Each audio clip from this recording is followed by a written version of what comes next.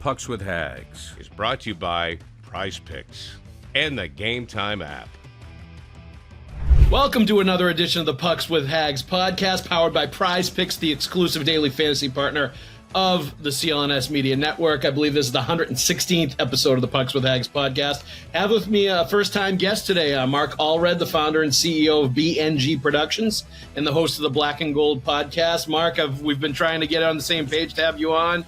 Glad to have you on, and thank you very much for being here. Oh, Joe, thanks for the invite.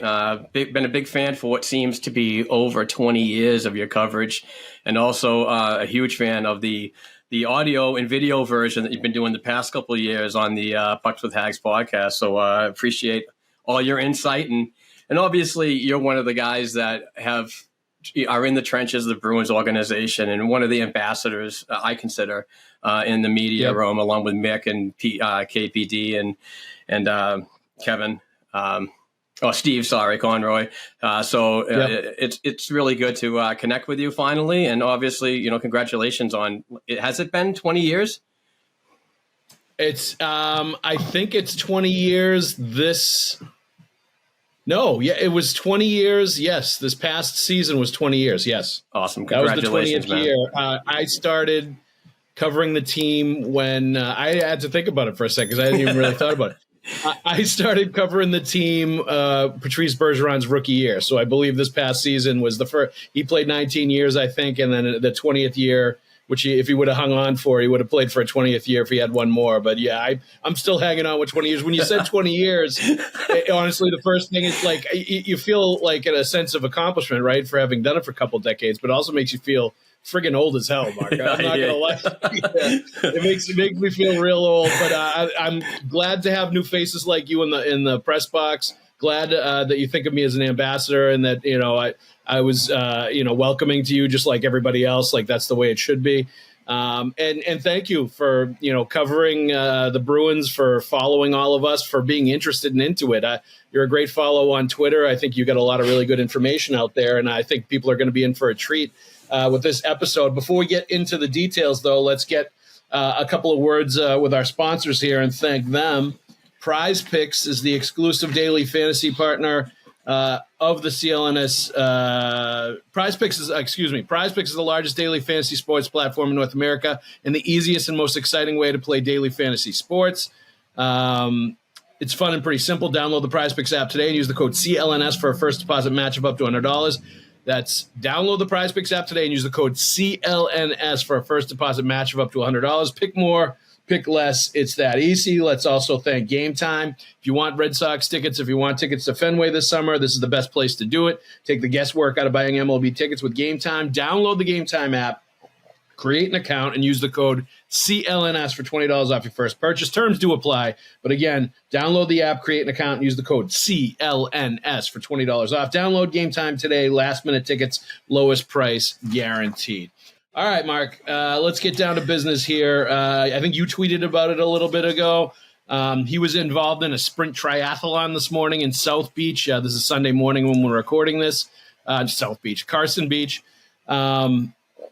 Jeremy Swayman spoke a little bit about his contract stuff with a few reporters. I believe Ty Anderson, a few others were down there. I was going to go, but ended up getting tied up with some stuff, so I couldn't. He also spoke earlier this week on the WEI Nesson Jimmy Fund Telethon as well. Very similar message, I think, in both of them. And I'll read what he said when asked about negotiations on the WEI Nesson broadcast. He said, there's a lot of confidence, and I say that because I treated it like business as usual this year. I've been at Warrior. I've been working out with our guys, our staff, our players, and I know that there's something special building in this locker room this year, and I can't be more excited about that. I know that it will take care of itself with time, talking about his contract, and all I can do is control how I'm going to be a better goalie for the Boston Bruins this year. So that's all I'm focused on. And I know, again, it will work out, and I couldn't be happier to be a Bruin.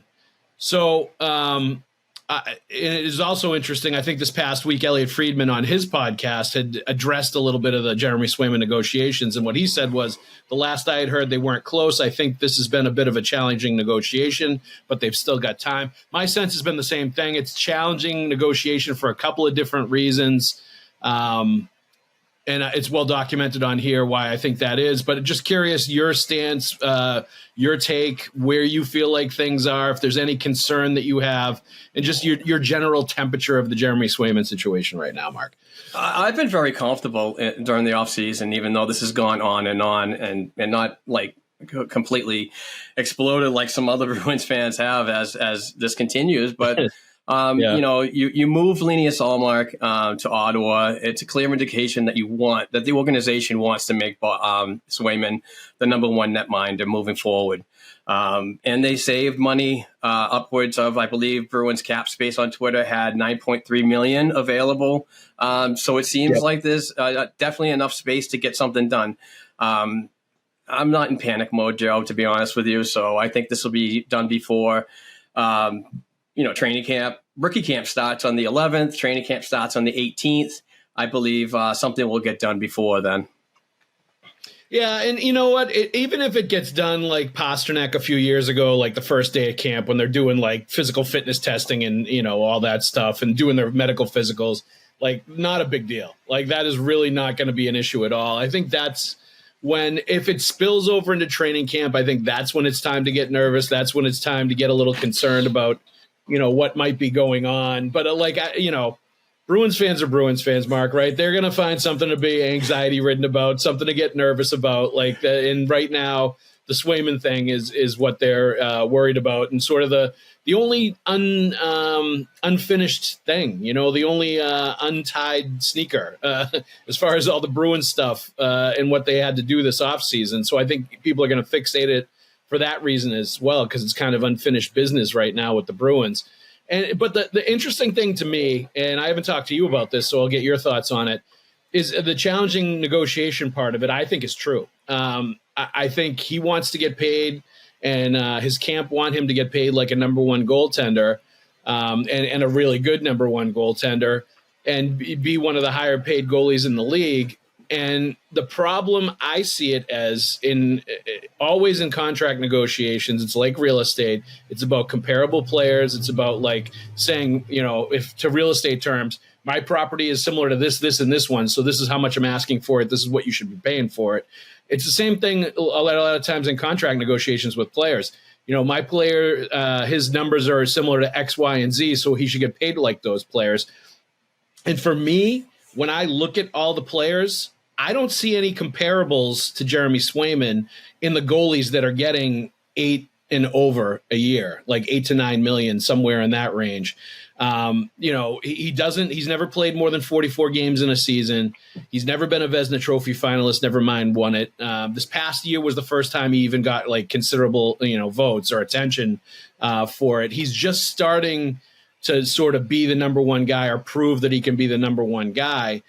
And I don't know that you can give a guy like that 8 years and $64 million when he's never been the number one guy. Like, what happens if they give him all that money and then you find out a year or two into it that, he's probably not better than, can't do more than like 45 to 50 games a year, and you have to find somebody else that can, play that amount of games, and you're paying him like he's a, 65 game workhorse like Connor Hellebuck. Like, I have issues with that, and I think you have to see it from him before you're going to give him that kind of money. But at the same time, are you going to give him a bridge contract because of that, and sign him for 1 or 2 years, and then risk that he just walks away in free agency if there's hard feelings, if you don't lock him up long term? And this is why I think it's challenging and difficult, because I think there's a lot of sort of nuance to this, where maybe they end up signing him to a big contract because they're going to be buying up free agent years, but maybe it's a little bit less. Maybe it's somewhere in the 7 to 8 range instead of the 8 years, $64 million that people have automatically been giving him, all offseason, or assuming that he was going to get. I wonder what the final number is going to be, because if I were Don Sweeney, as tough as it would be, I would be holding out for something in the sevens, like 7.5, 7.3, something in the lower sevens, maybe even closer to what Saros got.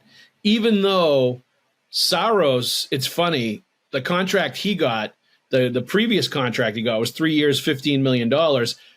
When he got that 3 years, $15 million, he was pretty much in the exact same situation and the same numbers as Swayman now. He was splitting time with Pekka Rinne.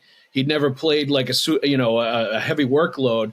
Then he got the 3 years, $15 million. Then he had a couple of 60-plus game seasons. And then he got shown the $7.5 million or whatever it is that he got from the Nashville Predators. So, like, you're almost skipping a step here with Swayman if you give him a massive contract now instead of that sort of middle ground deal. But I feel like after trading Ullmark, they probably want to lock down Swayman long term just because of the risk involved. But it's an interesting, nuanced situation that both camps are facing right now. Yeah, and I wonder if Jeremy Swayman and his agent are banking on playoff experience. I mean, if you're talking about comparables, like the only one I can really do right now is Jake Ottinger. But Jake's also been a goaltender with Dallas and gone a little further into the playoffs than Jeremy Swayman has. But when you compare it to like Connor Hellebuck and so on, what have they done in the playoffs? You know, so I mean, it's coming at several different avenues of how to look at this and how to structure a deal and so on. And obviously it's not easy, but it got easier when both sides, you know, didn't want to go through the arbitration process. But then that makes me feel a lot more comfortable. And I'm sure some intelligent Bruins fans out there, it makes them a little more comfortable too, that they didn't go through that, which Jeremy Swayman obviously admitted that he didn't like. And I don't think anybody would like being told down, to be honest with you. But, you know, I still feel confident in a deal getting done. You know, I would really love a $6.57 million deal just by what you were talking about, Joe, the experience and the workload and comparables to other players. But, you know, I think it's going to be upwards of 8 to 8.5. And I don't mind that number, but I also am intrigued about the little bit of wiggle room that's going to be left over for some possible PTOs later on. And then, you know, obviously if you stay off the LTIR with multiple players, you accrue cap space as you get closer to the NHL trade deadline. And from my understanding, and I could be wrong, I'm sure somebody will point it out, that could be upwards of $7 million in available space by the trade deadline. So if you're looking for that winger that didn't work out in camp and not working out through the regular season, you have that buffer zone of accepting, you know, a trade for a bigger player if it can be accommodated. Yeah, and that's why you should be totally okay if you're a Bruins fan with having the sort of carousel of right wings on the second line for the first few months of the season. Give Fabian Lysell time there. If you want to put Merkulov over there, you can do it. If you want to put Trent Frederick there or Morgan Geekie and throw bones to guys that are usually third liners and let them get some top six time and see if they can hold it down too. Justin Brazeau is, I think, another guy that should get top six time this year and play with higher skilled players. So you can go through all of these people and have the audition process through the first few months of the season and get all good extended looks there with Charlie Coyle and Brad Marchand. And then you're going to have the cap space and you're going to have the assets and you're going to have the want to go out at the deadline, and you can get a scoring winger, top six guy. There's always plenty of those guys available at the trade deadline. And I think it's a great situation as far as that goes. But you're right. You're going to want to leave a little bit of, bread on the table to be able to take advantage of that and bring in a guy like that in. I take it as a good sign like you did. I think it was a sign of good faith by both sides to not go to arbitration. I think that was a really good thing. I think Jeremy Swayman, the fact that he's been here in Boston, I think is a very good sign too. He continues to work out at Warrior. Like I said this a couple weeks ago on the podcast, like the only time it's going to be danger and you're going to the storm clouds are moving in is if you hear that Jeremy Swayman packed up and went back to Alaska. Like if that happens, that's usually a last resort symbol from a player. Like I'm pissed and I'm not happy and I'm going home. So if that happens, then you might start to get worried. Your point about the playoffs is well taken. I would counter that just saying it was a month, right? It's not like he has been a playoff hero for 3 or 4 seasons, had this huge body of work. Granted, he was put in some very difficult situations in the playoffs the last couple of times before this year, and they really gave the ball to Ullmark, and before that Tuukka, before they put him in some tough spots. So he was great for a month. He was dominant. He was their best player, no question about it. But are you banking $60 to $70 million on a month of hockey where he was really good? I think it ups his value, but that he proved he was a really good playoff goalie, because I think that's established now. That's not going away. That he can do it. He's proven he can do it. It's there. But like, I don't know that you can put a whole, a huge contract like that just based on a month of hockey. I think it needs to be a much longer period of time where he's like shown that he can do the job before I would give him that kind of money. Like, is he going to end up getting that at the end of the day because the Bruins are backed into a corner and because Ullmark is gone and visions of Korpisalo and Brandon Bussey as your goaltending tandem to start the year is not what Don Sweeney and Cam Neely are looking for. I think that's a pretty safe bet. Interesting. We talked about this a little bit last week. The offer sheets to the St. Louis Blues sent out to the Edmonton Oilers players, and like if that that might be making Bruins fans nervous too. Just the fact that offer sheets got thrown out there. I don't see it happening with Jeremy Swayman for a number of reasons, least of which is the player has to actually agree to the offer sheet to get signed to it, and I don't think Swayman's going to do that. I just don't see that one coming. Prize Picks. The largest daily fantasy sports platform in North America and the easiest and most exciting way to play daily fantasy sports. Instead of battling thousands of other players that could be pros or sharks, you simply pick more or less than on 2 to 6 player stat projections, and you watch the winnings roll right in. Right now, you can take advantage of Caitlin Clark racking up triple doubles and dropping dimes in every game she's playing, or hop on the Jaron Duran train, that is when he comes back from suspension, as he's posting big offensive numbers in just about every statistical category. You can now win up to 100 times your money on Prize Picks with as little as 4 correct picks. You can turn $10 into $1,000. If you're looking for promotions, then Prize Picks has you covered, from lowering select players' stat projections on Tuesdays to help your lineup hit, or getting your entry fees back if you have a losing lineup on Fridays. There's plenty of Prize Picks to get bang for your hard-earned buck. I made my first $10 deposit and received an instant $10 bonus. How do you like that? If you have the skills, you can play for a shot at turning your $10 into $1,000. It's fun and pretty simple. Download the Prize Picks app today and use the code CLNS for a first deposit match of up to $100. Pick more, pick less. It's that easy. But this is from Julian Beckett 75. Still shocked you don't see more offer sheets. I get why, but you'd think more GMs would be a bit more bold. I agree, but this may be a sign, these latest offer sheets, which were perfect, like a couple of players where you're given low enough offers that you're only giving up a second and a third round pick respectively in compensation, while also taking advantage of an Edmonton team that's about like negative 10 million in salary cap space right now, and can't afford either one of these players, who also were caught up in the numbers game a little bit in Edmonton, talented former first round picks that probably will have a better opportunity elsewhere. So they're interested in signing somewhere else and going there as well.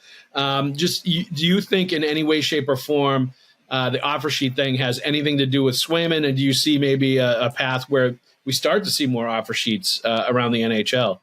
I mean, that's a great possibility, and St. Louis definitely put Edmonton into a corner with this one, just as you alluded to, with their salary cap space is just way over the mandated cap number, and to be compliant, they're going to have to work some magic. But Peter Chiarelli was involved in the whole, probably as a backdoor kind of voice, said throw it at him and see what happens. Maybe a little revenge from his days in Edmonton. But I could see it happening more often. It's a competitive league. It's something that they don't do often, but I don't see it happening to Swayman.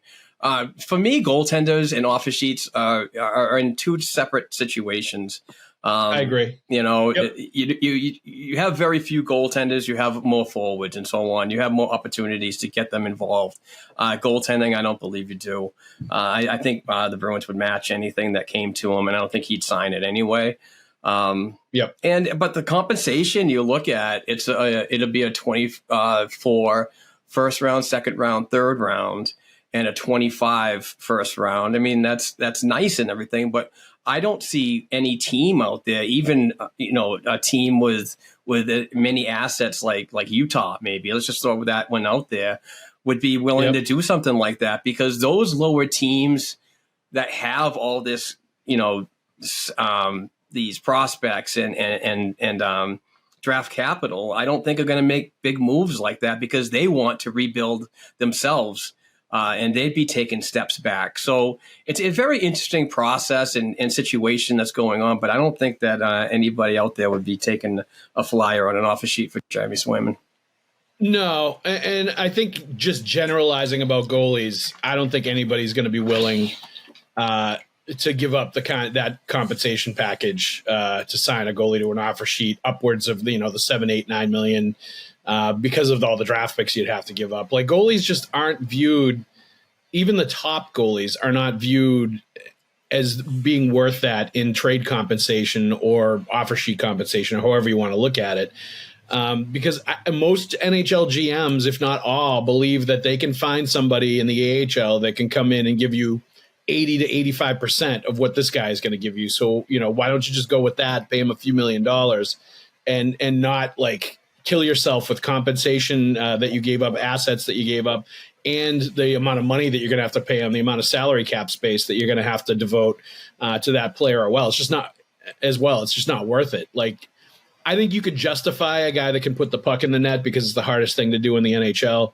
And it's the hardest thing to find, or maybe even a number one defenseman, same thing. Like, you don't win a cup these days, and it's been a long time. It's been the pattern where you have to have a number one D, a franchise level D in the prime of his career if you're going to win the cup.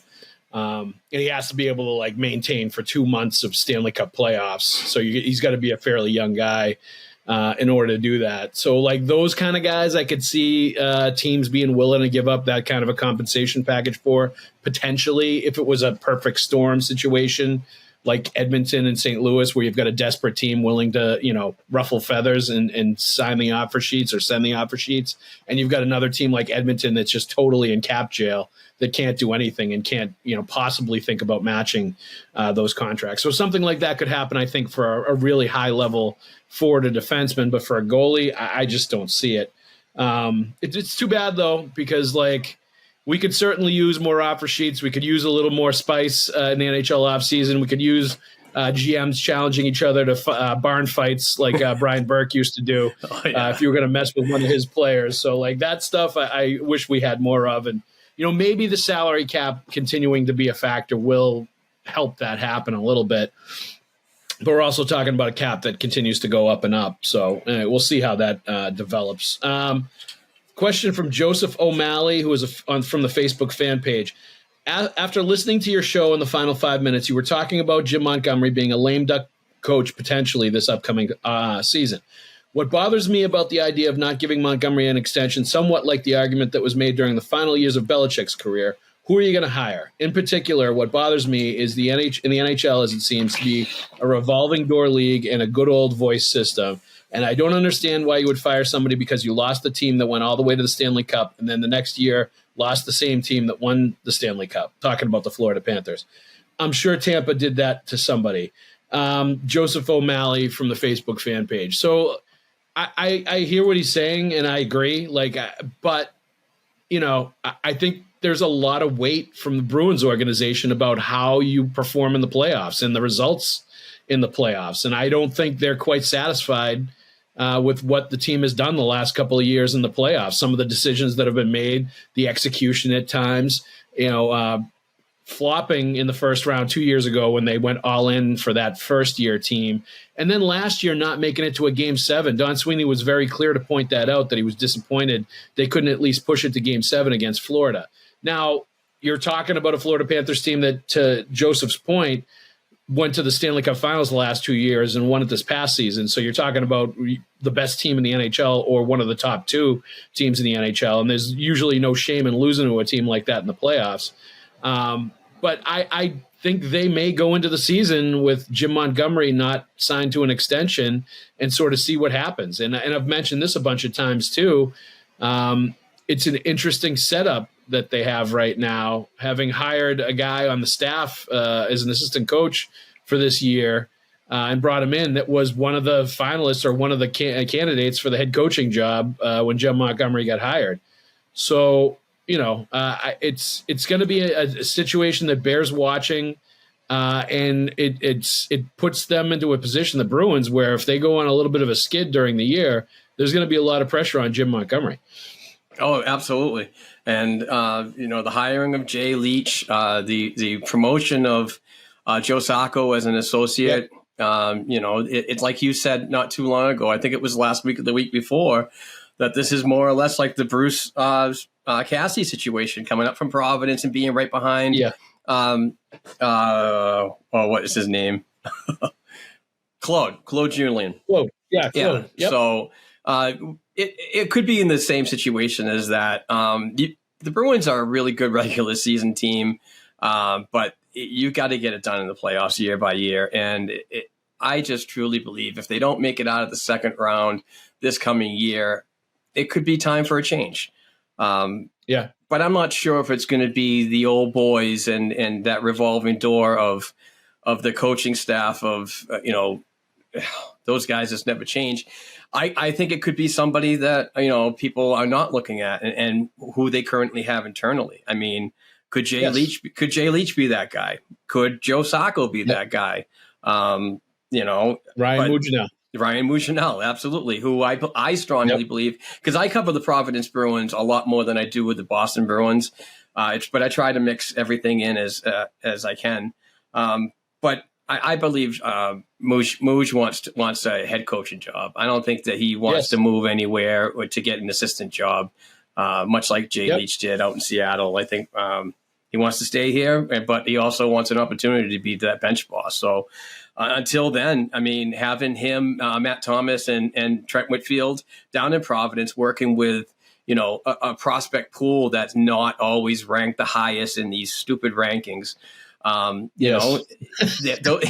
Those guys down there, they deliver with what they're given, and they do a great job. But those three push players down there to say, and I mean, I've heard Mark Diver on your program say several times, Mougenel saying there's a bag of money down at the end of that ice, guys. You just got to go and get it. You got to fight for it. You got to have it in between the ears, and you got to have it. You got to have a solid game to be a professional these days. You do. And you give him credit. Like, I think he's done a really good job, particularly with players that have sort of been bouncing back and forth. They did a really good job with Mason Lowry last year, who was in a tough spot where he was bouncing back and forth between Providence and Boston, but still managed to develop, still managed to get better as the year was going on. Yeah. I think he should get a lot of credit for Fabian Lysell and the improvement that he had and the development he had last year, and really getting him to accept and embrace sort of being a little bit more of a team guy instead of an individual guy with some of the things he was doing and the way he was playing. I think they're doing an excellent job down there with the players that they have. So he should be in consideration. But see, my observation about the whole situation, the reason I brought up the Claude Julien year where, Butchie was brought on board, because Butchie was at that point in time, I think, in the same boat as Ryan Mougenel. I think he wasn't going to take a head coach, an assistant coaching job in the NHL unless he had assurances or he had a good idea that it would be leading to an NHL job. I don't think he was interested in being an NHL assistant coach when he took the job as Claude's assistant on that staff. And Don Sweeney is a guy that I think shows patterns. I think he does, once he's done a couple things once or twice, you see that that's kind of like his comfort zone of what he wants to do, or that's the way he approaches certain things. And you don't see him, I think, really change a lot of his approach, which is working very well for the Boston Bruins. Why should he? But I think if you watch closely what he does and what that front office does, the Bruins, you start to notice that they do, they handle certain things certain ways, and there's a predictability to it. And I think them making some of the changes that they made with the coaching staff going into this year, and if they don't extend Jim Montgomery, I think you're seeing a pattern develop again to set up a potential situation much like it was that last year under Claude, where they were wondering going into the year, should we make a change, but also knowing it was a Stanley Cup winning coach. It was a guy that was well respected. A lot of people were saying that same who are you going to replace him with question for Claude as they would be for Jim Montgomery now. And as we all know, Bruce Cassidy came in, did an excellent job, and they definitely had a spike, and they got to the Stanley Cup. They got to Game 7 of the Stanley Cup Finals in 2019 under Bruce. Well, obviously, they didn't win it, but clearly somebody was able to come in and replace Claude. And I think just as clearly somebody else could come in and do really well with this group if they did replace Jim Montgomery. That all being said, I really respect Jim Montgomery as a coach. I think he's an excellent hockey coach. I think he's an excellent motivator. I think the players like him and they like playing for him. I think he does a good job of creating a culture where everybody has a role, everybody's accepted, everybody's treated the same way, where everybody has the same importance in the room. I think he's a good offensive coach. I think his system is good. David Pasternak's had his 2 best offensive seasons under Jim Montgomery. Like, I think there's a lot going on there that's good. And I think last year he did his best coaching job that he's had to date of the 2 years. Like, he obviously had the record-breaking season the year before. I thought he did a better job coaching last year, with moving guys around, with challenging players, with sometimes having to bag skate them, which I hadn't seen in years, to get their attention. Like, he coached his ass off last year, and I thought he did a really good job. What it might come down to for him is just the results in the playoffs. And if the Bruins feel like they're setting up, or they're, it's leading towards a potential, another sort of disappointing playoff performance, if they get that vibe during the season, I could see something potentially happening. But like, I don't think the Bruins even know quite yet what they want to do. Like, maybe Jim Montgomery continues this upward development, because I thought he improved some things from the first year to the second year. If he continues on that trajectory where he's improving things and he's showing good signs, and he's addressing some even things or concerns that they had, and they feel like they're pretty good, they're feeling good for the playoffs, maybe they extend him during the year. Like, I really think it could go either way with him, because I think there's been a lot of pros with him. There's been a few cons, but like, I feel like you're starting to get a little picky if you decide to make a move and fire him or replace him with somebody else that you have in-house. Yeah. Oh, absolutely. And going back to like Cassidy, I like the timing of the move for Claude, because Cassidy was in Providence for so many years. And a lot of those players came up to the NHL level hearing his voice and so on. So he had some comfortability with those players. Yeah.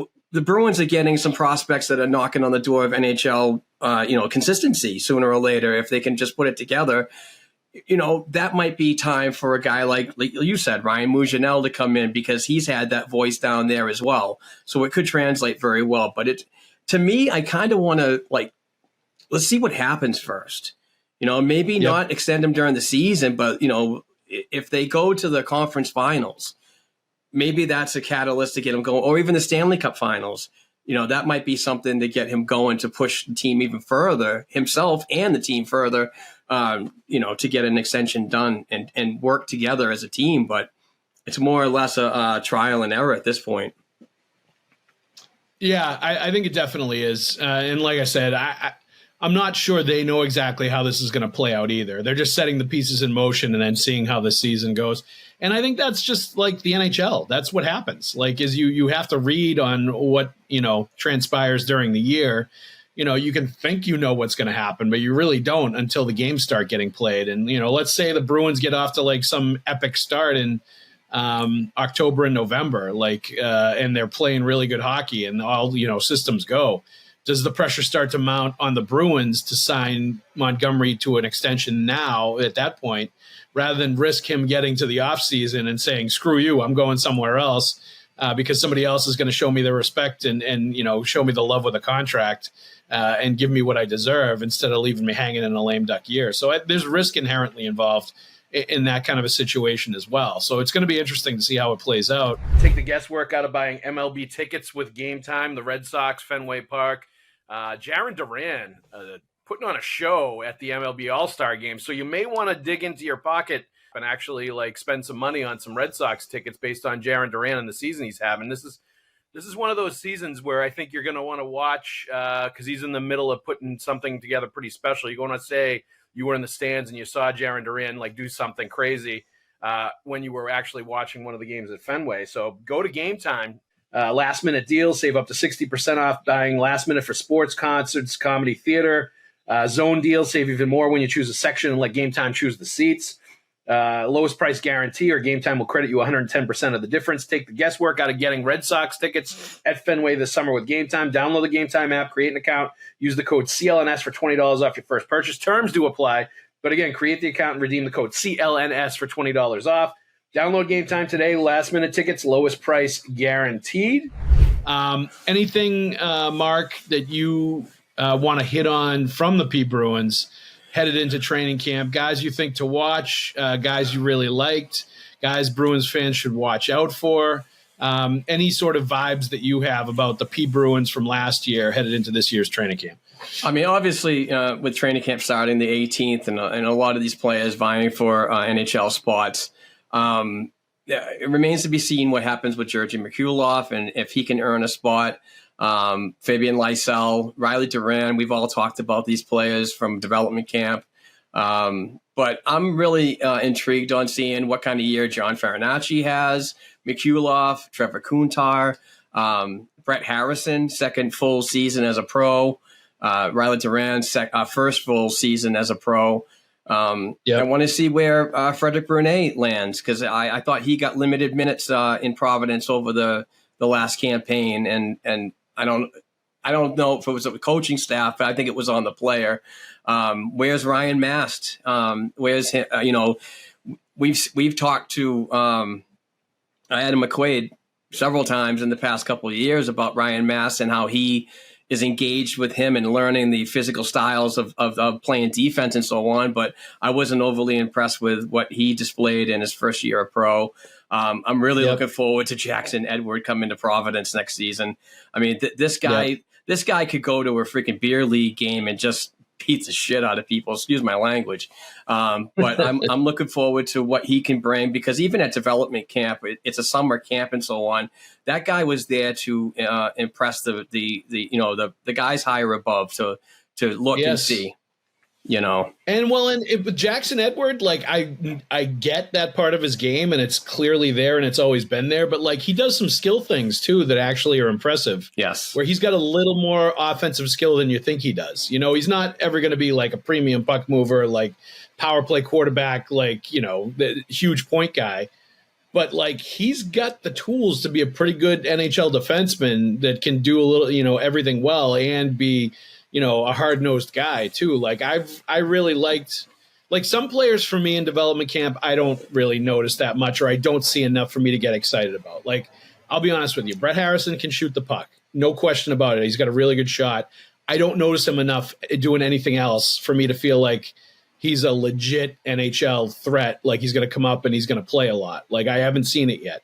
And you hope you do because he's got good size, he's got a good shot, but I just think the rest of his game hasn't been there. Ryan Mast, for me, I haven't seen enough of anything to think he's going to be an NHL guy.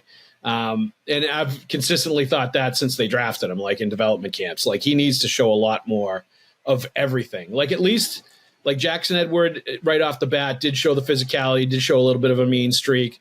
The big kid from Sweden, Kostadinsky, is that his name? Yeah. I noticed him in development camp because he was like laying people out. Like him and there was another big defenseman. They were like super. I think it was the one they drafted out of Sweden this past draft. Loki Johansson. They were putting bodies on people. Yeah. They like at one point I thought they hurt Oscar Jelvik in the 3-on-3 tournament. Because one of them like laid the smackdown on him towards the end of one of the games. Oh yeah, like they were in it to win it. They were there to make a statement, and like notice big body defensemen that do that kind of stuff. Like it's the typical conversation that a hockey dad has with a kid. Like you need to make them notice you. You need to do some things where they're like noticing you on the ice. You need to find ways, even if you're not the flashiest player, to get their attention, that you're somebody to be paid attention to and that you bring stuff to the table. And I think for some of those guys, they don't do enough of it. So it's going to be a big year in Providence for them. I love Riley Duran. I've always liked him as a player. I've always liked him in development camp.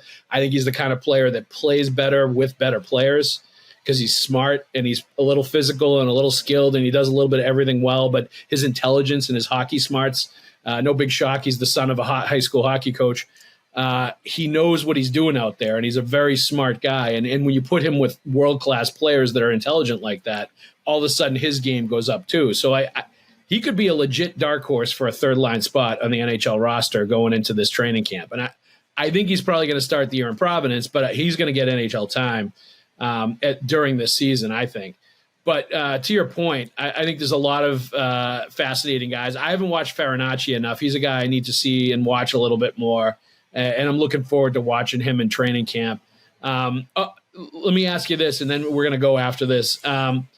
Who do you put as the most likely guy to get most time with Marchand and Coyle in that second line right wing spot, and why?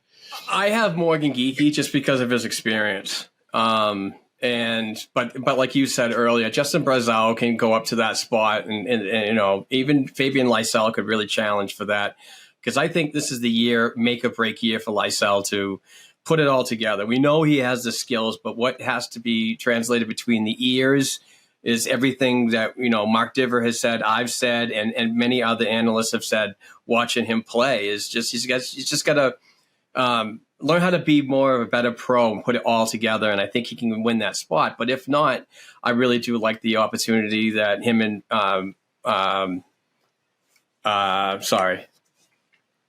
Georgi Mikulov and Lysell will have working with a guy like Vinny Lettieri again, because that trio was so good in years past, and it was broken up when Lettieri went to Minnesota. But obviously, Lettieri is back in the trade for what was his name? Jesus, I'm bad with names today, Joe. Lauko. Yeah. So it'll be interesting to see where everybody fits and so on. But like I said, I'm excited to see what Lysell can bring.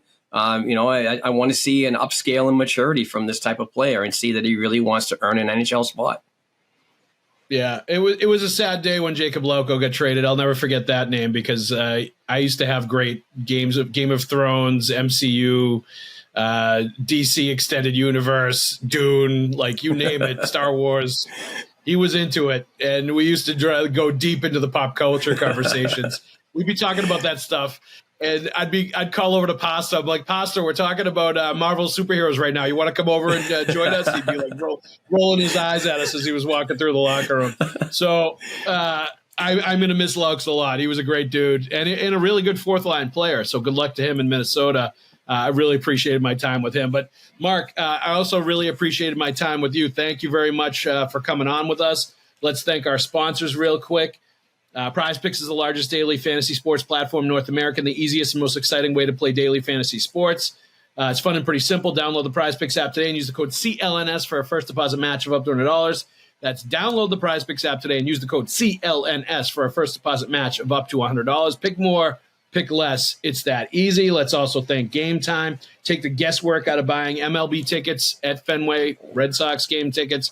They're fine right now, not setting the world on fire, but certainly a team that you would like to go and see at the ballpark a few times. So go to Game Time, get Red Sox tickets, download the Game Time app, create an account, use the code CLNS for $20 off your first purchase. Terms do apply, but again, create an account and redeem the code CLNS for $20 off. Download Game Time today. Last-minute tickets, lowest price, guaranteed. Mark Allred, thank you very much for joining us, my friend. Thanks, Joe. I appreciate the invite, and hopefully I come back again soon. Absolutely. We'll do it again in the future, no question about it. Thank you to everybody out there for listening. We'll see you at the rink.